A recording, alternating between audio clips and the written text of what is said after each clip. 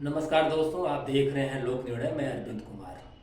Rudrapur Kichha bypass स्थित ग्राम लमरा में करीब 7 एकड़ में मछली का तालाब है, जिसे नियमों को ताक पर रखकर फ्री होल्ड करा लिया गया। इसके विरुद्ध पूर्व सभासद राम बाबू ने हाईकोर्ट में जनहित याचिका दायर की थी। इस पर हाईकोर्ट ने इस पर रोक लगा दी है। इस मामले को राम बाबू ने उठाया है और उन्होंने आरोप लगाया है कि इस खेल में कांग्रेस और भाजपा के कुछ लोग शामिल हैं, इसलिए विपक्ष इस मामले में मौन है। हमारे स्टूडियो लोक निर्णय में पूर्व सभासद राम बाबू आए हैं। मैं इनका हार्दिक स्वागत करता हूं। मैं इनसे जानना चाहूँगा कि यह मामला क्या है, पूरा मामला ये बताएंगे। भूखंड को फ्री होल्ड जिन लोगों ने कराया वो कांग्रेस से ताल्लुक रखते हैं। गुलशन छाबड़ा, महेश छाबड़ा और नीलम छाबड़ा और महेंद्र छाबड़ा जी, जिन्होंने पारिवारिक बंटवारे में अपने हिस्से की जमीन इन तीनों के नाम पर कर दी है। ये लोग किस पार्टी से जुड़े हुए हैं? ये कांग्रेस को समर्थन करते हैं और इनके ऊपर एक नहीं बल्कि अनेकों आपराधिक मुकदमे भी दर्ज हैं, धोखाधड़ी के 420 के। इसके अलावा शुरुआत इन लोगों के माध्यम से हुई है। बाद में इस घोटाले को परवान चढ़ाने में अहम भूमिका समाना इंफ्रास्ट्रक्चर बिल्डर्स और मौजूदा सरकार के चहेते नेताजी के खास आकाश मुंजाल जी ने अहम की है, जिन्होंने 2749 वर्ग मीटर जमीन अपने नाम कराई है। इसमें भाजपा कांग्रेस दोनों राजनीतिक दल के लोग मौजूद हैं, इसीलिए एक सिक्के के दो पहलू हैं, इसीलिए विपक्ष खामोश बैठा हुआ है। इसमें धन्यवाद अरविंद भाई। ये मामला आज से 13 दिन पहले मेरे द्वारा सिटी क्लब में एक प्रेस कॉन्फ्रेंस कर रुद्रपुर जनपद मुख्यालय रुद्रपुर में तालाब की जमीन पर 500 करोड़ की लागत से बनने जा रहे मॉल के घोटाले को उजागर किया गया था।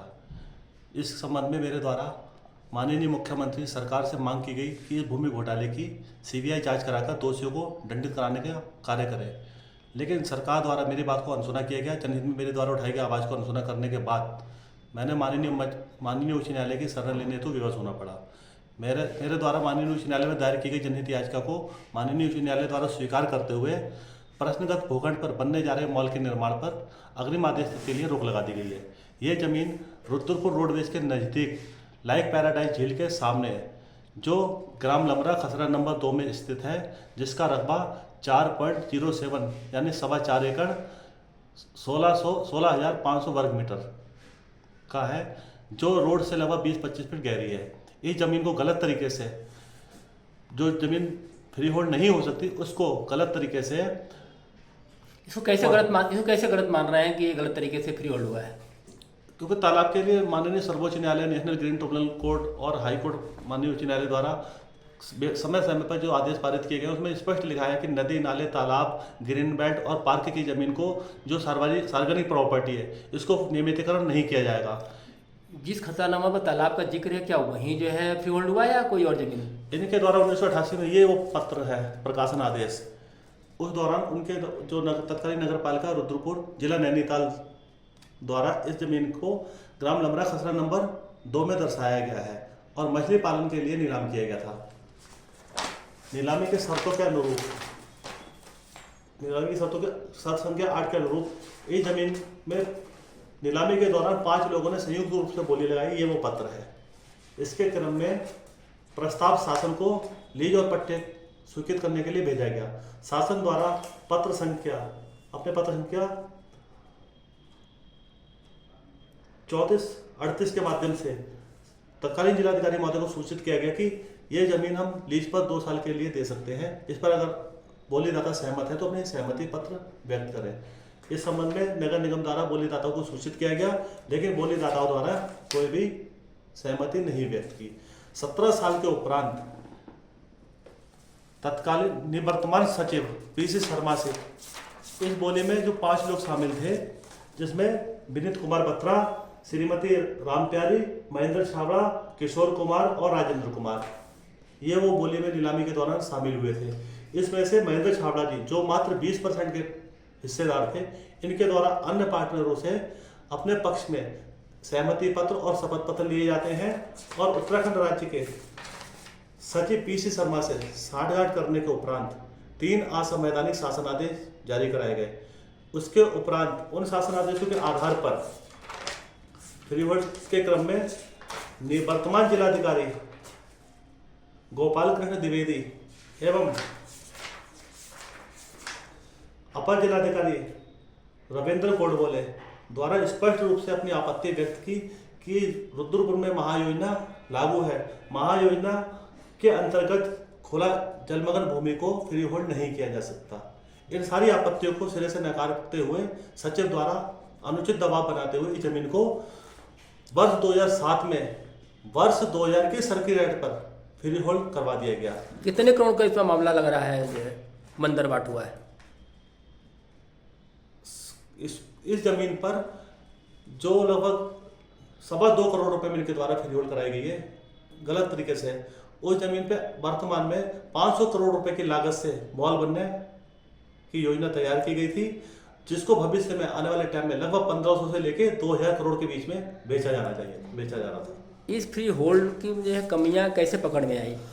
वर्ष 2023 में मेरे द्वारा जब मौके पर भूखंड के चारों तरफ टीन से कवर करने का प्रयास किया गया बोलीदाता द्वारा, तो मैंने नगर निगम से इस संबंध में पत्रावली के लिए आवेदन किया। नगर निगम द्वारा अपने पत्र संख्या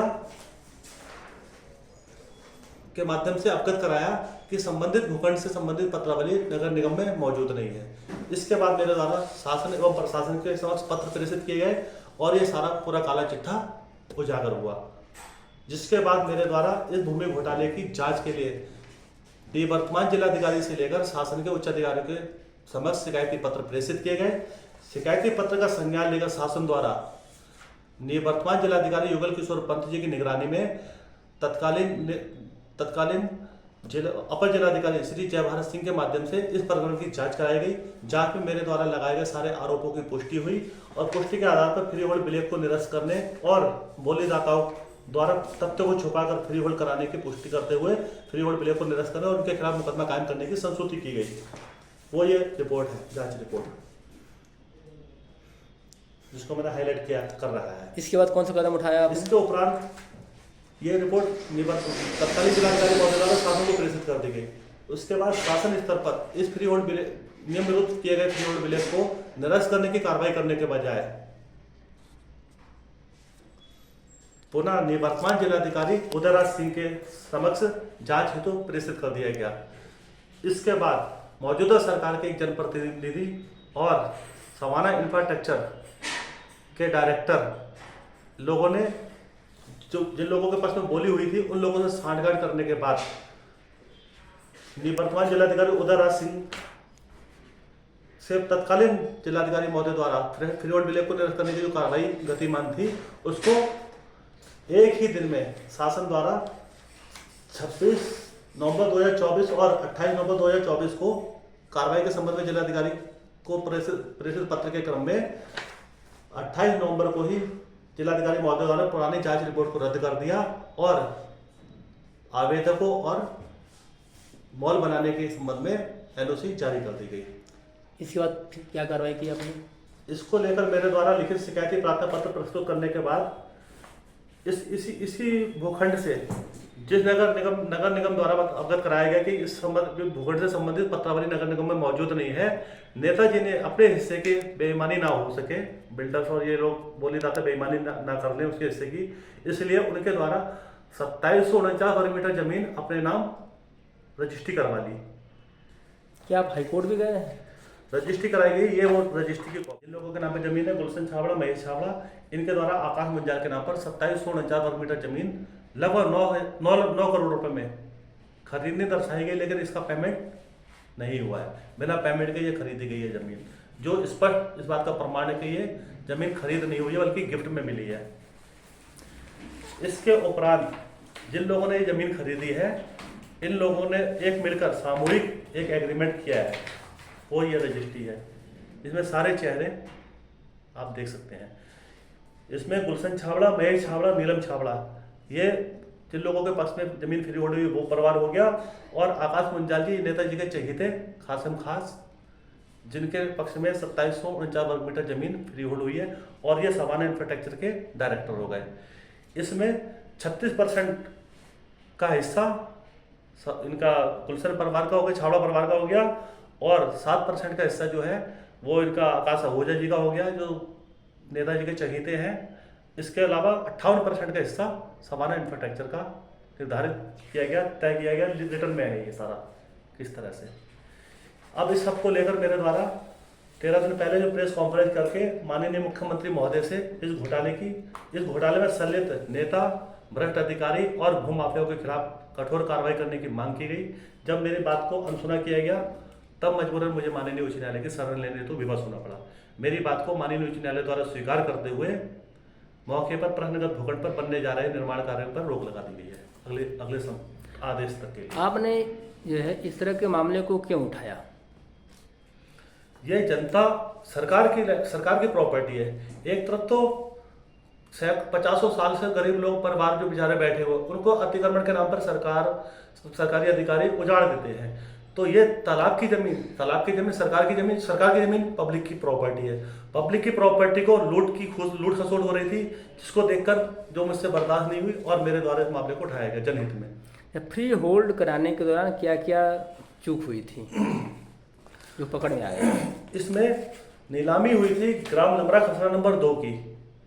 आवेदकों द्वारा फ्री होल्ड कराई गई है जमीन, फ्री होल्ड भी वहीं की जमीन कराई गई है, ग्राम लमरा खसरा नंबर 2 की। बाद में फ्री होल्ड ब्लैक मेल के द्वारा महेंद्र छावड़ा, गुलशन छावड़ा और